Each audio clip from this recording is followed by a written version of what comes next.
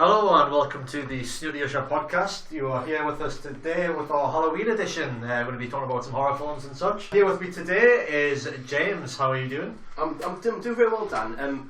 Just before we start, I'm sorry to do this, there's something I want to say on behalf of all the Snooty Ushers. Some very exciting things have happened since we had our last podcast, but there's been one thing that's really stood out, and I think is an event that moved a lot of us. Something that, let's be honest, we thought it wouldn't happen. But it shows how much you've grown spiritually and emotionally since I first met you anyway. It was an event that everyone involved should be truly proud of, and it truly was an absolutely magical day. Well, congratulations on meeting Bret Hart. It was just yes, emotional day. Honestly, I mean, I cried. I just couldn't stop crying. I genuinely thought it never happened, but no. I'm so proud of you, mate. So congratulations on that, and I just want to mark the occasion and just to say well done. Thank you. I suppose part of it was to say, Dan, congratulations on getting married as well. Thank you. I can see meeting Bret Hart's obviously more of a privileged thing to be a part of. Yeah. Than meeting the love of your life and spending eternity not alone in the flat below your. You've waited a couple of years to meet Bret Hart, haven't you? Well, he's had a stroke then, so he's standing on 4 legs. Alright. Okay. It was supposed to be making fun of Dan, not me. Alright, just gonna get that out there. Also with us today is Dave, the anti-Halloween person or anti-horror person. How are you doing? I'm alright. I'm not quite sure why I'm here if we're talking about horror films, to be honest, but good to be here nonetheless. Well, it's Mondays, you need to have a bit of diversity. You couldn't just have 4 Englishmen doing a podcast, you need to put something else in there. Token Scotsman. Token Scotsman. Welsh is also here with us. How are you doing? Alright, good to be back. Good stuff. And there's a new voice joining us today, our latest addition to the Snooty Ushers roster. Welcome, Richard Cowie. Watch Bone Tomahawk. that might recur throughout the whole thing. It's a pleasure to be here. Yeah, I've wrote a couple of hidden gem films. I like to leave the actual reviews to you guys, because I don't get to see films as much as I'd like, but I watch a lot of shit, basically. And some of it's good and some of it's not so good, so I like to write about that. The quality is always in the eye of the beholder. Well, that's right, yeah. That's what my girlfriend says. This edition of the Snooty podcast is brought to you by Will and Giuttoni, Building Better Worlds. Before we dive into the horror talk and the Halloween talk, 3 of us have just came back from watching Batman Return of the Caped Crusaders, that animated Batman film. Do you want to give us a bit of feedback on how it was? Animated films, Dan, it was fantastic.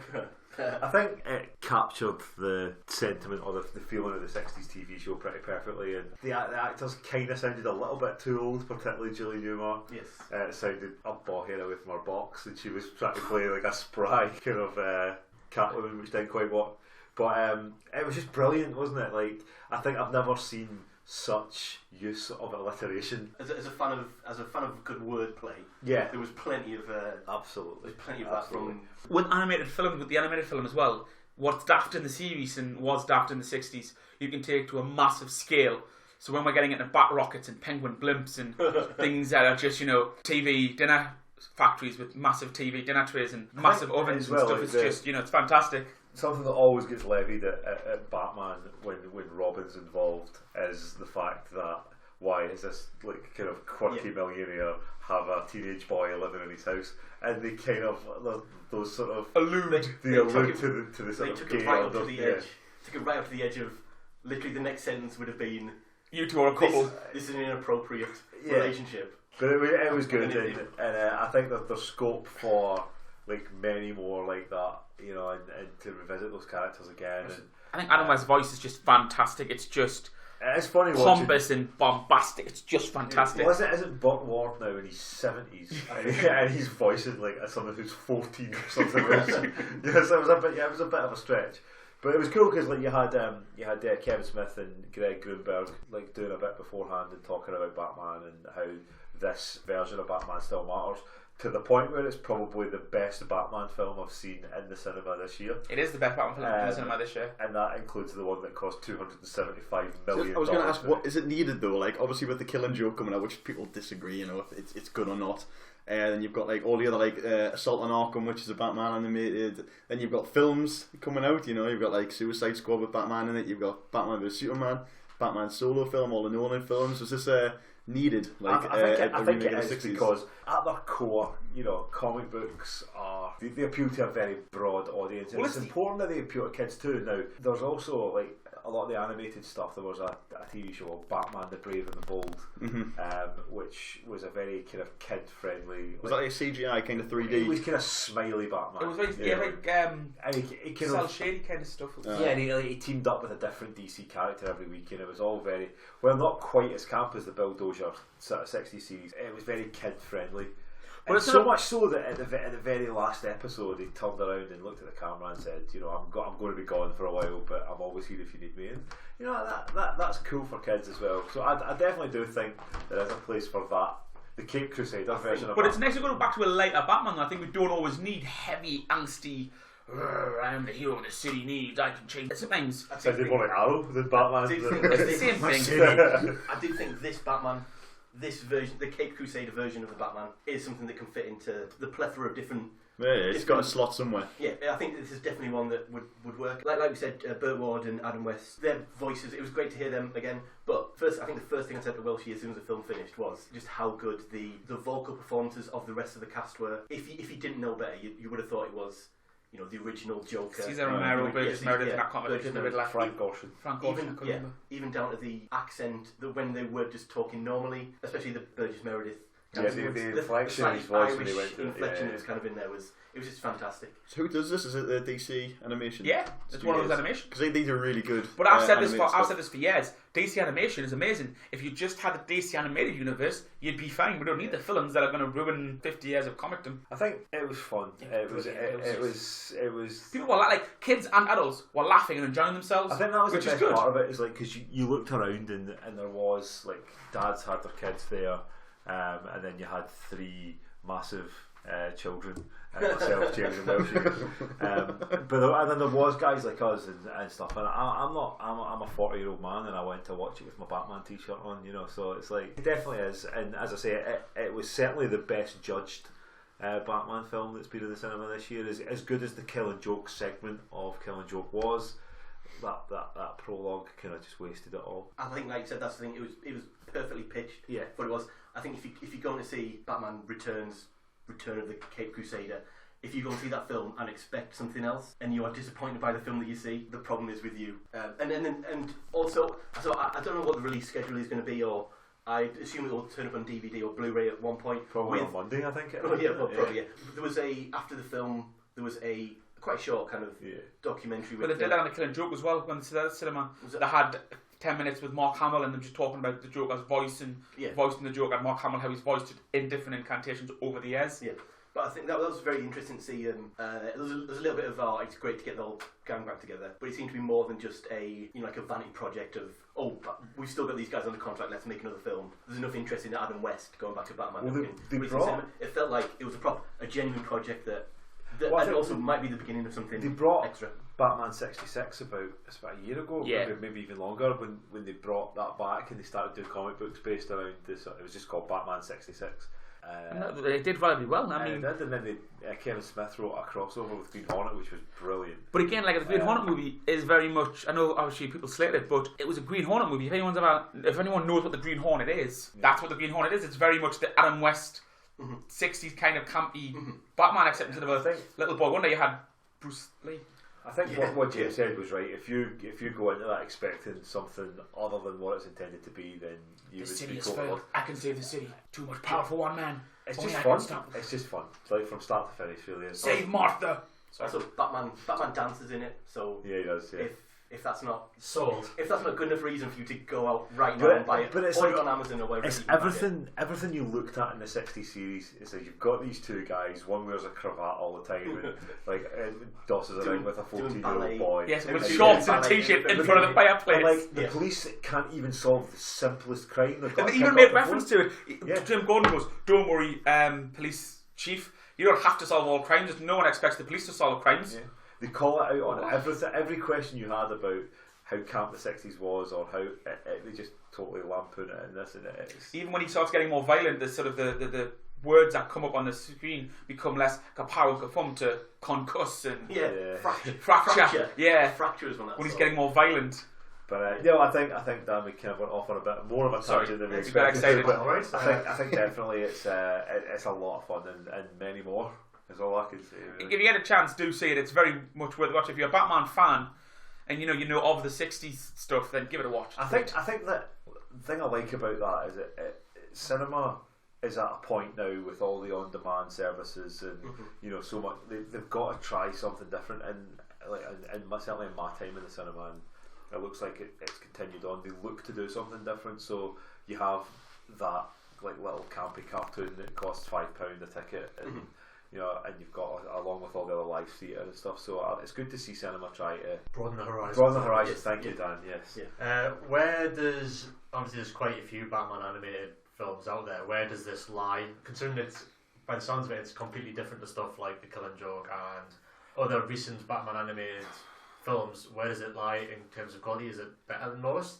Is it I don't think. I think it sort of stands apart for me because you can't really put it. It's like you couldn't put that against things like Assault on Arkham. You couldn't put it against The Dark Knight Returns, or I think it would be like comparing the Batman movie as in the original to a Nolan. It'd be trying to place that in your sort of like your top. Yeah, with your Nolans and your Batman film. I think it's even. Really I think it's simpler than that. I think it's even try to compare Bill Dozier's 60s series with Chris Nolan, that you can't. They're so polar. But if I had to place it, I would say it's definitely in the upper sort of percentile. I think because it did exactly what it set out to do, and it's very different. It's the most different version of Batman we've seen in about 15-20 years. I mean, it's not so ridiculous and stupid as the Batman and Robin from Schumacher, but it's still got that elements of sort of child-friendly tackiness and daftness that, you know, kids love, as opposed to, again, the dark and angsty. Okay, so as it is October and Halloween is fast approaching, I'm a horror film fiend, and I've managed to coax the guys into talking about horror as a genre and what films we're looking forward to. And we'll start with Rich. What film will you be watching this Halloween? As I like to call it, Shocktober. Nice. Oh, very good. Okay. He has literally been sat on that. Yeah, I was like, come on, we're going to talk about the films. Come on, Shocktober. Are you trademarked that or? No, not yet. Every year, I know, like. Wait a minute, I've just got that. Because it's October and it scares and I like that. That's if anyone wonders what Rich is going to bring, Oscar Wilde type wordplay and put puns and wordplay is what I bring to the table. So every year, a lot of people disagree with this film choice. Me and Anna like to watch A Nightmare Before Christmas. Obviously, it's called A Nightmare Before Christmas, but it's steeped in Halloween elements. I mean, they live in Halloween Town. Yeah. Am I right? Yeah. So we like to watch that. It's not really like an unknown hidden gem. I like to watch. So I like to balance it out with Trick or Treat. And that is Michael Dougherty, isn't it? Or Dougherty, who directed that? If that's how you want to pronounce it, yes. Yeah. And I think he also directed Krampus, which is the Christmas... Which I liked, actually, yeah. I thought it was really good. I have a place in my heart for horror anthologies. And Trick or Treat's got one of the best ones with the kids on the bus. I'm sure if you've watched it, you know what I'm talking about. Coming to a top 10 horror anthology list. Oh, for sure, yeah. It's just something about that film. Like, obviously, Trick or Treat is a staple quote around Halloween time, so it's only right. And you know, Anna hates watching horror films. Like, we tried to watch Lights Out. Actually, so does Dave. Yeah, we tried to watch Lights Out, but as soon as it went dark, Anna was like, "No, I'm out of here." So I was like, "That's the whole point." So was Dave. That's the whole. Yeah, I was actually watching the film with Dave. Not Anna. So no, we like to balance it out with the Nightmare Before Christmas and Trick or Treat. Okay, so one for me, one for you. Yeah, basically. Okay. But I mean, we do watch stuff throughout the year. She does try, bless her. But maybe when we're married, you know, she has more of an excuse to less of a choice. Yeah. There's less discussion involved to get asked to doing it, but no, horror anthologies are definitely the way forward.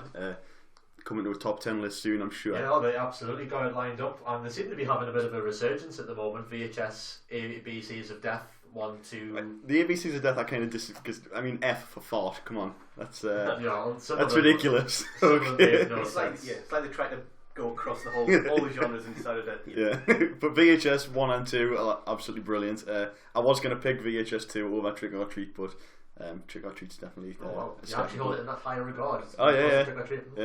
Okay. Right, this bit will be short and sweet. Dave, which film are you looking forward to? Or are you going to be watching this Halloween? Well, you know what? I don't like horror movies. Oh really? And it's mainly because whenever I watch a film to relax, and I watch a film to chill because I work hard-ish, I guess. And you know, I've got a young family and stuff, so I don't have a lot of time to watch movies. And when I watch a movie, I want to relax. sitting on the edge of my seat, jumping every 2 seconds, and pretty much watching people getting disemboweled and stuff. It's not my idea of relaxing. Having said that, though, I think I'm setting up what is a pretty intense double bill, to be honest, and that is Alvin and the Chipmunks meet Frankenstein, and Alvin and the Chipmunks meet the Wolfman. Now, these are both streaming on Netflix. The kids' version, and to be fair, there is some, there's some thunder and lightning sound effects that had me on the edge for a bit. My 4-year-old was like, "Daddy, Daddy, I'm scared," and I'm like, "I know what you mean." But in all seriousness, though, I like sort of minimalist slasher movies, like the very Carpenter's Halloween, absolutely stunning. You don't see people getting their heads split open or the. It's not even gory, though, is it? No, it's not at all. But it's still suspenseful. It's just tense, top-notch filmmaking. It's a guy knowing where to point his camera, knowing what music to put in where, using sound like I've never seen. Another big one for me at this time of year is The Exorcist. I think The Exorcist is probably one of the most unsettling films. Not when Regan's head's turning and she's spewing all over the place, but it's just the use of sound and the use of music in that film has never been better for me. Would I be watching these films? Probably not. Gun in my head, you had to sit me down and say, "Dave, you need to watch a horror film this Halloween." It would be either Carpenter's Halloween, which I still think to this day hasn't been bettered by any slasher, regardless of the different, I thought Scream gave it a pretty good go in the 90s, but it's just an exercise in tension, and obviously Rob Zombie had a go, which was just vile. Yeah, I think if anyone's ever almost missed the point of a type of film, it was the remake of, and I know it was remade to try and hit certain numbers at the box office, so they showed a lot more. Yeah. But watching the Halloween remake was one of the, especially since only sort of a few years earlier they'd done the Halloween 20. Resurrection was the last one. Yeah. H2O, that mermaid film. They did, no, it's what's it called, Halloween 20 with the with LL Cool J. Yeah. No, that was the. No, it was H2O. That was the one afterwards. No, that was Busta Rhymes. Busta Rhymes was Resurrection, yeah. with the line "Trick or treat, Yes. motherfucker." Yeah, of course, yeah. Come on, James. So I've not watched The Have I Exorcist. just out horror filmed somebody? So I've not watched The Exorcist before because when I was younger, had a sleepover at a friend's house and they put the uncut version on, and it was when she I just stopped watching when she bursts out the room and crab walks down the stairs, and I couldn't watch it. I just wanted to turn it off. But the thing, I was so scared at that part that I've not watched it since, and I don't want to. The thing is, what I loved about The Exorcist, because I didn't watch it till I was in my 20s. Is this a good time to watch it now, though, in October? So. I think. It's one of those films that I think the canon of film that you have to watch. I think it's one of those ones, given the music and given the sort of all the kind of the great effects and the things that it was and what it did for its time and how it was so controversial on its release. Yeah. I think you just need to watch it just to see. You think about The Exorcist, and if you haven't seen it before, I mean, what do you think it's about? It's about a wee girl who gets possessed by. It's not about that at all. It's about this young priest who loses his mother, and he's lost his faith, and he doesn't believe in God anymore, and then he sees this situation, and he's like, well, if God exists, then how is he letting this happen? And then it's all about his crisis of faith and how that guy never went on to be more of a star. I would never know. I think if I was to watch any, I would a double bill, if you will, with Halloween and The Exorcist, because I think Exorcist is an example of just top class filmmaking. So is Halloween. That's the thing about watching it. If you're watching it, most of us are 20s going into 30s, with the exception of Dave. Excuse me, James is early to mid 30s. I don't think we can clarify that point. Watching The Exorcist when you're younger, when you're younger, you get caught up on those sort of iconic visual scenes. That's what it was. I'd stuck with this, to be honest. And just crab walk some and block. The crucifix scene and whatnot. And the swearing. Yeah, just the swearing. Stick your cock up your ass. All that whole thing. Well, I think the whole thing. Well, because it was completely sort of pillared by the Catholic Church as well. It's blasphemous. It's this unbelievably not blasphemous. If anything, it's about how the power of Christ does rescue this guy and empower him to save the girl, and it's like, that's all God. It wasn't as opposed to like Stigmata, which is totally anti-Catholic in every way, shape, or form. The girl's possessed and she says some horrible stuff and some blasphemous stuff, but hey, spoilers, God wins. Yeah. So it's like until Exorcist 2. Well, Exorcist 3. yeah. And the TV show. Exorcist. It's a TV show? Yes, that's it. Sci-fi and But so I would, Wow. yeah. Do you know? I actually kind of want to watch The Exorcist again now. but yeah, when you watch it through another set of eyes, and you have a true appreciation of how good or how well the film's actually directed. Because most good supernatural films that last for about an hour and a half, James Wan's great at.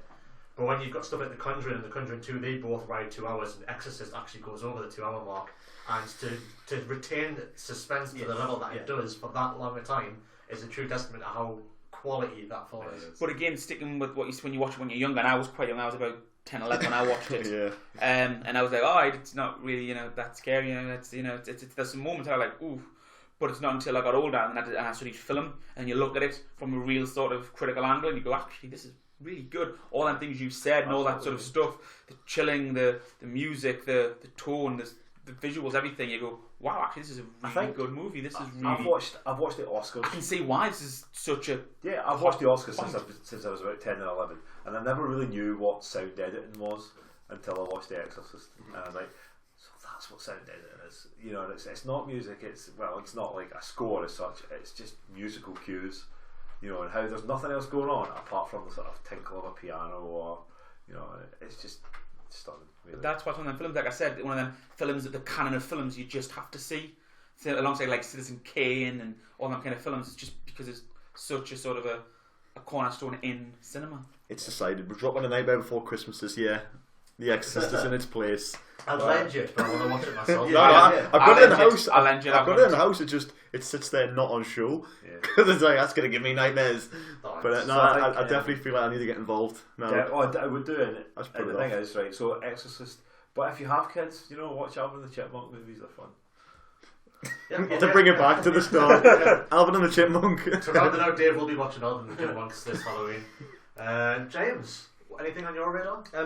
Well, I've got a lot planned for Halloween that involves a certain TV show there'll be some more information coming very soon about what our plans are for that. I reckon for Halloween, if I throw out a few films in the last couple of years that I've kind of discovered. One with the help of you, Dan, I believe it was a film called Creep.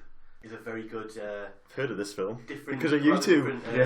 Because of Dan and James, I've heard of this one. Actually, as have I also heard of this film as well. Which is a really it's not a Halloween related film. It's not even really particularly a horror film, but it's definitely creepy and suspenseful. Yes, a very selling films. It's a found footage film. It seems to Yeah. actually it melds a lot of Once kind of adds to the atmosphere. So I'd say Creep will be one that I'd rewatch. The Babadook is a film that I just absolutely love, and that'll be one that I will definitely rewatch.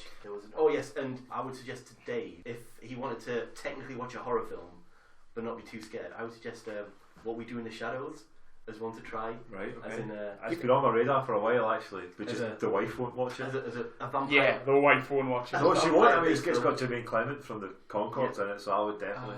It's, And isn't it by the guy who's doing Thor as well? the guy who's doing Thor, yeah, and he recently did The Hunt for the Wilder People as well. Ah, right, That was his yeah. most recent film. I'm not going to attempt to pronounce his name with my Scottish There'd be, accent. So. There'll be 3 films that I would definitely suggest. And actually, he was also in Greenland. Yeah, he was in Greenland. Was he yeah. like the guy Is he who plays the roommate? the guy who plays Yes. Pie Face? Yeah. Is it? Oh, right, yeah. That's also when he was Right. trying to be an actor. Right. Well, I mean, he chose a real springboard for his Oh, career yeah, there, yeah. didn't he? So Jesus. there'd be sort of 3 films that I've thrown out, but one and also it can just paint with a bit of a hidden gem. One of the I bought at a entertainment exchange, or one of them other second-hand DVD shops are available. I once bought the Nightmare on Elm Street, the complete collection. Fantastic. Of course, now it's not complete because we've got.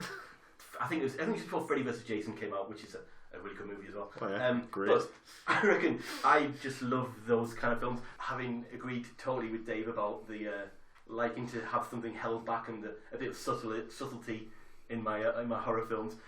Nightmare on Elm Street doesn't always go for the most subtle. I think it goes for the jugular, doesn't it? You could say it literally does go for the jugular. Yeah. Yeah. I also think like by the time any sort of franchise where by the time you get to the 3rd, 4th, and 5th installment, You're really pushing for story. you are getting some top-notch backstory kind of. Yeah, the deepest, darkest parts of Freddy's past. They start mining sort of parts of the character you never kind of thought that they would go to, and that's just like I just love the ridiculousness of it. So that'd be something that I would stick on and work my way through until I fall asleep. Basically, the Nightmare on Elm Street complete Till you DVD fall collection. asleep. Yeah, no, still fall asleep. Yeah, when you have nightmares. Yeah. Not only does it lend itself to a ranked, it also lends itself to a top 10 list of Freddy Krueger's best one-liners. Yes, absolutely. Yeah. To quotes after he's killed people. Quite a few of those. Walshy, any plans for this Halloween? Yeah, I'll do what I usually always do. The first horror film I ever watched was Child's Play, and I loved it. I was enraptured by it. Again, not as violent as people say it is. People said, oh, it's so violent, you can't watch it. It's not that violent at all. And I love the rest of the series. I followed it on, and I've followed it quite closely. Love Brad Dourif. And yeah, I always go back on Halloween to the Child's Plays, and I watch them all through, literally one after the other. I mean, it's hard to get through Seed of Chucky, because that's just utter dross. But once you get past that, the rest are all really pretty good. You can't go wrong. Brad Dourif, great voice actor, and that laugh is still just chilling. It's just great on me. And what's the one that's got? Isn't the one that's got her out of S Club 7 in it? I'm sure someone from S Club 7. My knowledge of she's not from S Club. There's no one from S Club 7 because I know S Club 7, and there's no one from S Club 7 in Seed of Chucky. And Curse of Chucky. Hannah, someone was in one of the Child's Play movies. In Seed of Chucky, Catherine Heigl's in Bride of Chucky. This could be.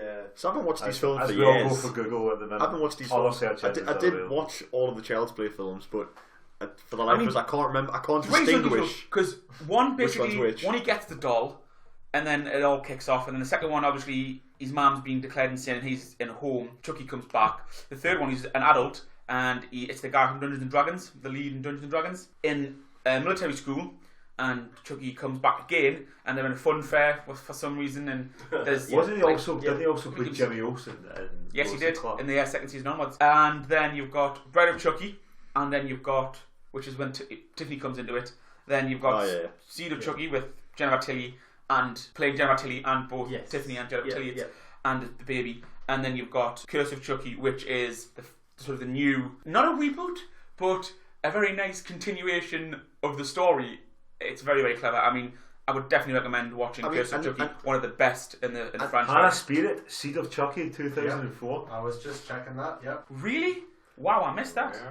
Well, that's because Seed of Chucky is a very forgettable film. Yeah, it is actually. It also has Red Man. Red Man, he was at dinner table when he gets I think my favourites are still Curse of Chucky, Child's Play 1, and Bride of Chucky, because Bride of Chucky, although it is less horror, more sort of comedy, horror, action-y kind of, I don't know what you want to call it, but it's spoof comedy, is it that spoof? No, it just steps into the same role that Nightmare on Elm Street hits. Yeah, it just gets to the point. Part 3 and Part 4. Yeah. They start not taking themselves too seriously, and it gets, creative, but I still think they're a great series. And I don't get, they're not that violent. People are still, it's not violent, it's just not. Can I, on a similar kind of thing, can I throw the, and I know at least one of the Ushers will agree with this one, can I throw the latter Leprechaun movies?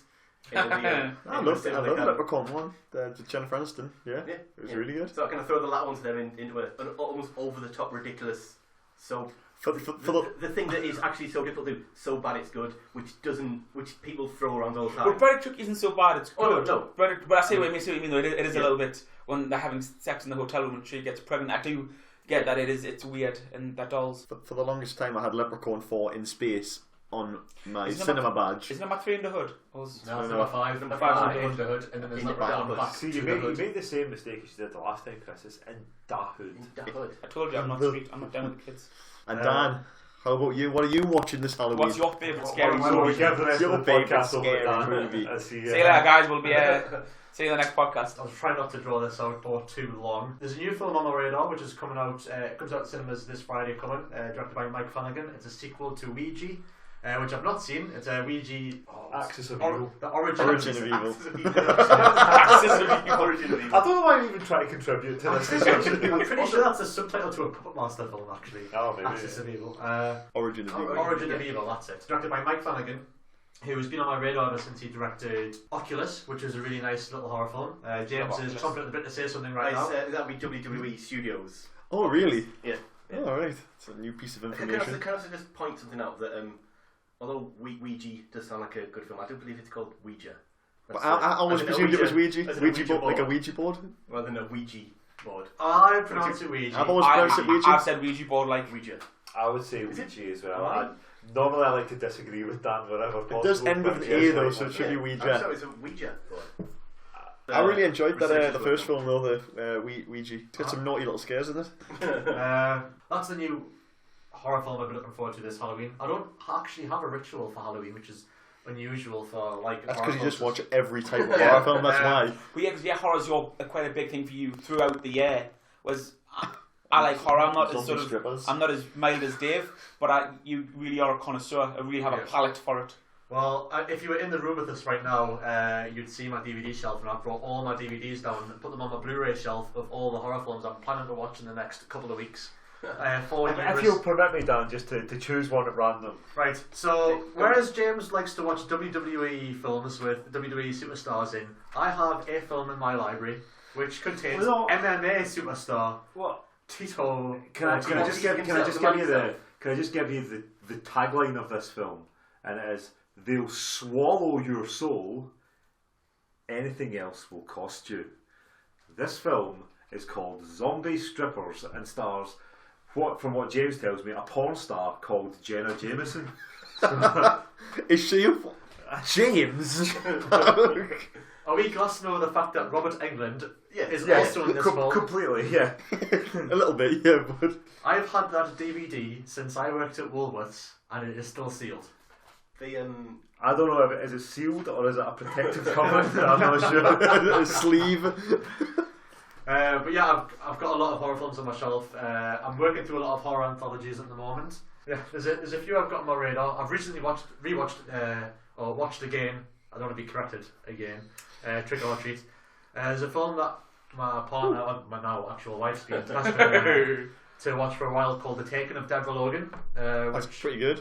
It's from the director. Actually also contributed to either the ABCs of Death or Holidays, I think it was, which is another horror anthology. I liked Holidays. On Netflix. That was an interesting watch. A terrifying Easter bunny. The Easter bunny is horrifying. Yeah, that was a terrifying scene. So I think I'm watching The Taking of Deborah Logan. I've never actually watched this horror anthology. It's a classic from what I understand, called The Dead of Night, which has got one of the original sort of short ventriloquist dummy sequences, and it looks really good. Rich has just put into VHS 2, which I've still not watched. Come on. Yeah, Zombie Strippers is also on my list. If that's a film that you like, may I suggest Cockneys versus Zombies. Is a film that's floated around. It's on the London Live channel where I live quite often.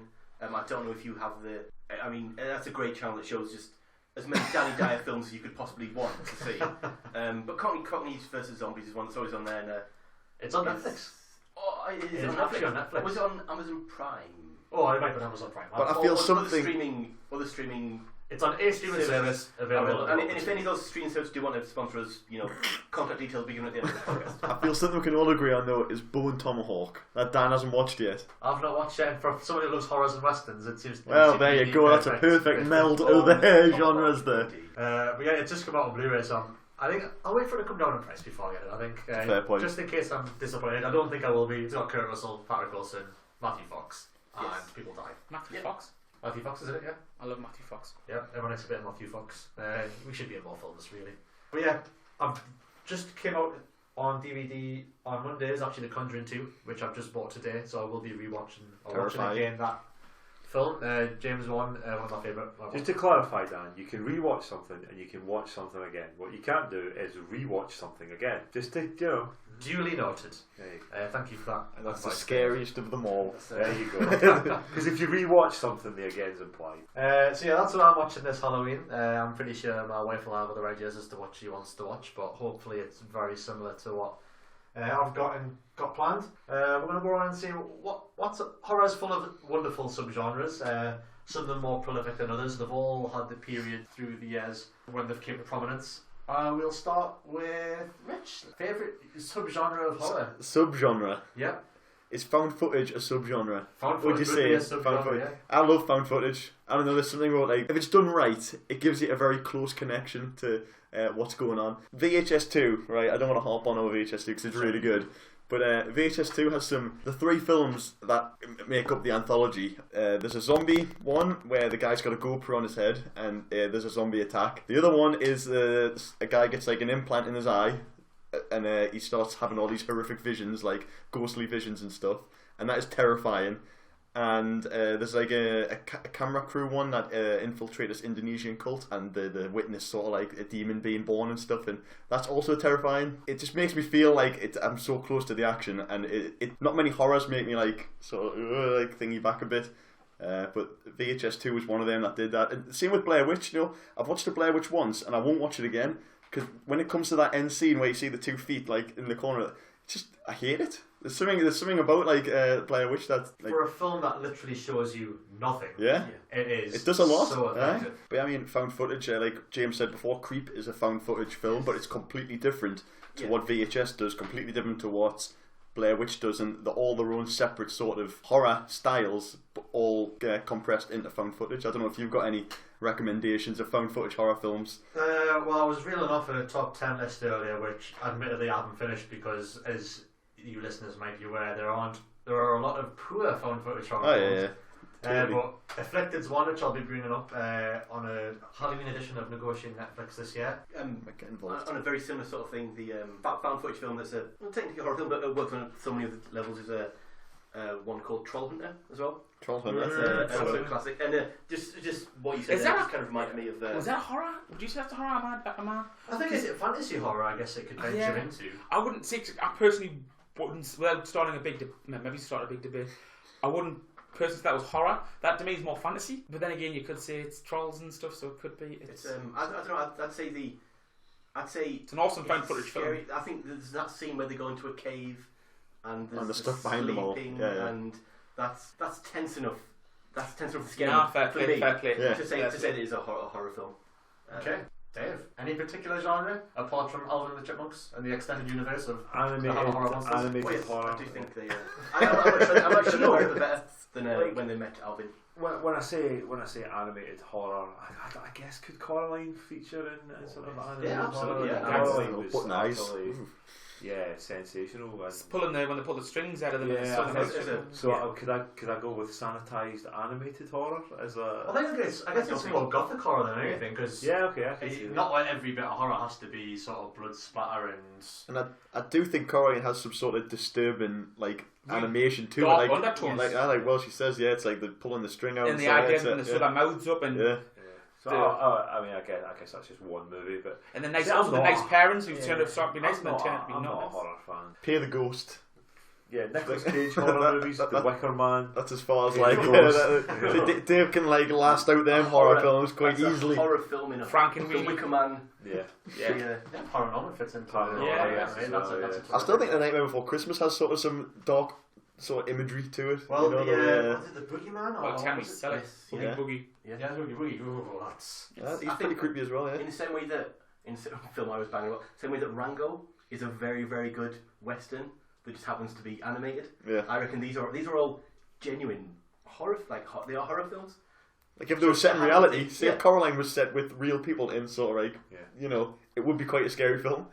Be terrifying. I just think the people with buttons on their eyes who tend to be really nice and then turn out they're not very nice. It just plays on the idea of thinking that the grass is greener on the other side, and and it obviously isn't. And it's that idea again. It's that idea of this very Hansel and Gretel kind of fear of, we're really nice on the outside, on the inside actually, there's some don't eat that because we have our house.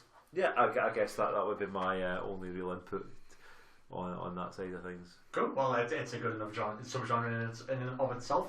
James? I would say one of my favourite films anyway is the Night of the Living Dead, and because of that, pretty much. But also then the films that followed it, the zombie movie subgenre is just something that I absolutely love. Is it not just a bit played out now? Oh no, absolutely. There are them original George Romero films are like are good. Even I like Dawn of the Dead, the original one. That was one of the shopping mall, right? Yeah. I think they're just brilliant, and they've been. Maybe if I rephrase that as the Romero, if I could use Romero as a subgenre, maybe that's slightly better, because there are just sort of films. There's zombies just featuring anything. Now, like you said, Cockneys versus zombies before. So Scouts Guide to the Apocalypse. Yeah, fantastic film. Yeah, really good. Sort of a cross between Stand By Me, that sort of. I loved it. I thought it was one of my best films of last year. It was great. If anyone's looking to dip their toe into a foreign cinema, can I recommend the Bollywood film Goa Goa Gone? as a zombie. Yes, you can recommend as a it. zombie film. I'd It's recommend fallen that on deaf one. ears over here, though. I'd also like to say that obviously. Also, I'd say that I don't think. I genuinely think that any zombie sort of discussion isn't complete without mentioning the fantastic Shaun of the Dead, which is just what again literally is one of my favourite films. And not just because Simon Pegg is a regular at my cinema. Though the zombies like subgenre is totally played out to the point it's not even interesting anymore. What actually the side effect of that is that it forces people to be, if they want to use zombies in their films, it forces them to be a little bit more creative with what they do. And I think there is some proper hidden gems that have come out since Shaun of the Dead repopularised the subgenre itself alongside Zack Snyder's remake of Dawn of the Dead. There's little stuff like Wasting Away, which is a nice. It's really good, the zombie point of view. Yeah, really zombie good. point of view, black and white in colour, really funny. Fido, starring Billy Connolly, Canadian horror film, where they've got zombies as like housekeepers and slaves with that wear colours to keep them in line. I got it from the pawn shop. Nice. I think Nice 28 little Days Later did quite a bit as well in the rewrite last yeah, that kind of it. And it's not really zombies, 20 but days, not zombies. So can you please? Yeah, keep that's that to a debate in and of itself. yeah. Another sort of film. Land of the Dead is a Romero film that came out in 2000. Yeah, but then he did Diary of the Dead and which all which these- was totally reinvigorated like his kind of filmmaking, and then he followed it up with Diary of the Dead. Well, there's one Survival of the Dead. Survival of the Dead, that's right, yeah. It was set on God, I an forgot about island that. with terrible Irish accents that don't even make sense. It was a bad film, yeah. Yeah, I'm more than happy. But also, I would like to throw in.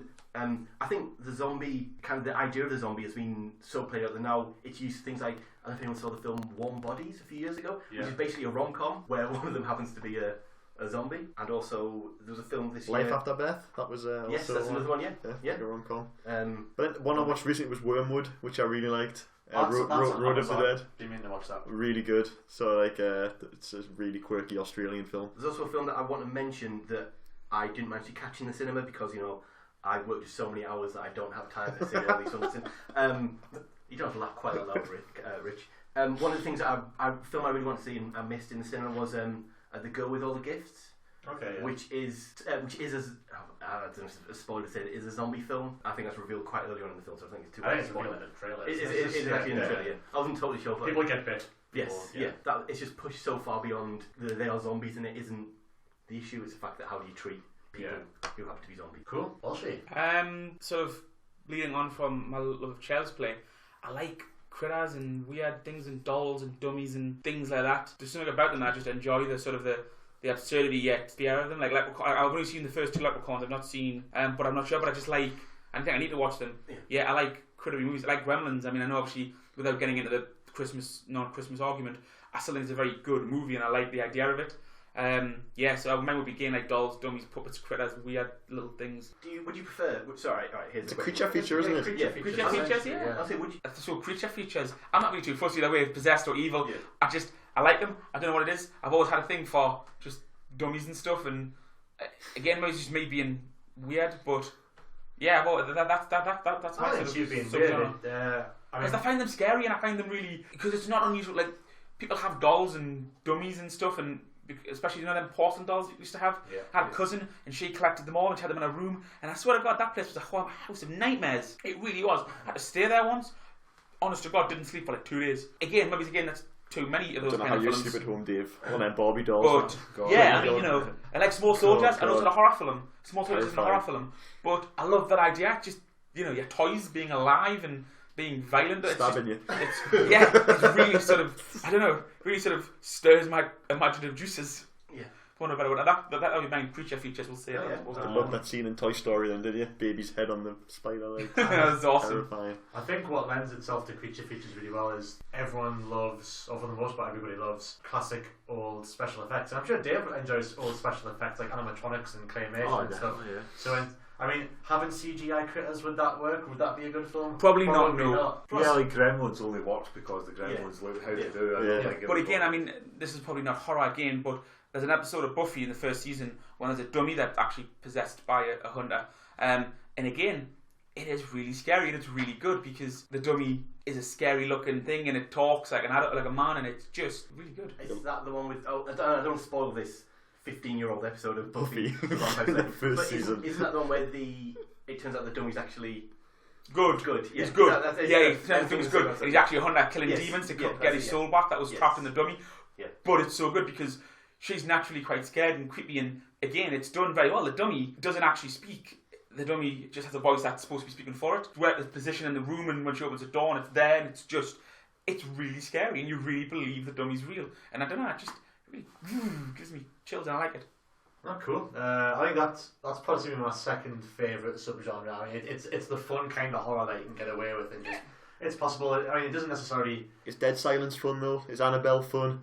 Dead Silence is fun, but it I like also has Annabelle. some It's genuinely that's a good one, creepy moments. Dead Silence, I would probably classify as a hidden gem if anything because it completely bombed in around the Oh, cinema. it did, yeah. David, you can correct me here because you worked at Universal when this film came out. We released it on 14 screens in the UK, exclusively with Cineworld. That's Says a lot about it. That's got to be up there with Run for Your Wife. Levels of the thing is, 33. I'll even say that I even enjoyed that film, and that's saying something how much I don't particularly like horror movies or such. But it's just it's so daft, and it's got a ridiculously off the wall Donnie Wahlberg performance. Oh, in it. it's absolutely. And it's got Ryan Cotan from Yeah, he's in it as well. very good performance. But it does have some genuinely scary moments in it. Like, the ghost of Mary Shaw is genuinely creepy, and the dummy itself. I mean, dummies are creepy. Yeah. We won't. You can't get past that, regardless of the form. But the writer actually Lee Winnell, who works with James Wan quite prolifically, isn't a fan of the film because apparently it got cut quite a bit. And I've read the script for the film a long time ago, not a long time ago, recently, and it's very different. Like Donnie Wahlberg's character dies a lot earlier in the film. Doesn't die at the end of that. But I think that's subgenre. Creature Features is my second favourite. My favourite would be supernatural films. Again, this is primarily down to one, The Exorcist, and two, James Wan's ability to scare the living shit out of me. But seemingly most of the population who go to see horror films comes from the success of the Insidious films and The Conjuring. The Conjuring is possibly the most intense horror film I've seen since The Exorcist, and it's the one that's probably came the closest to even trumping it for how good and nightmarish it is. Did you not think The Conjuring 2 was better? No. Really?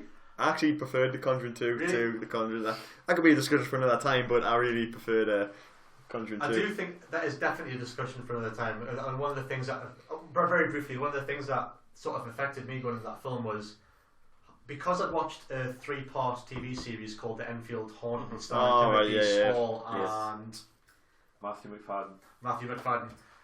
Where it explores the relationship that Timothy Spall's character has with the young girl, who's a very fitting character in the film itself, and it explores it more of a hoax as opposed to an actual genuine haunting. Right. And going into James Wan, I was really intrigued to see, are they going to play the hoax angle here, or are they just going to make a straight out horror film? And they went for straight out horror film.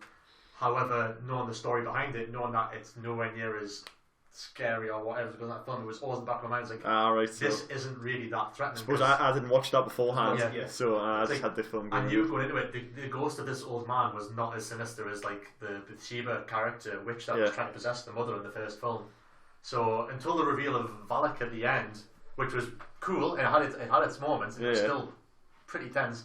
I did find the first film, because I had no idea about the story. Oh no, that's fair enough. I suppose it was it's what you see definitely a lot beforehand. scarier. But yeah, the supernatural subgenre, it's again like the zombie subgenre. It's very played out. You've got a lot of crap out there, and it comes out on a more frequent basis. The forest, But you know, I mean, a guy like James Wan only comes along every so often, though, doesn't he? I mean, oh yeah, it's, It's a once in a generation talent, isn't it? yeah, absolutely.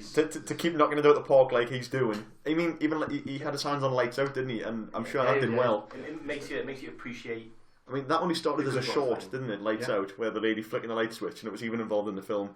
That short. Especially in a modern setting when we're very much desensitized and have much more readily access to. You're desensitized. I'm not desensitized. I'm still a child at heart.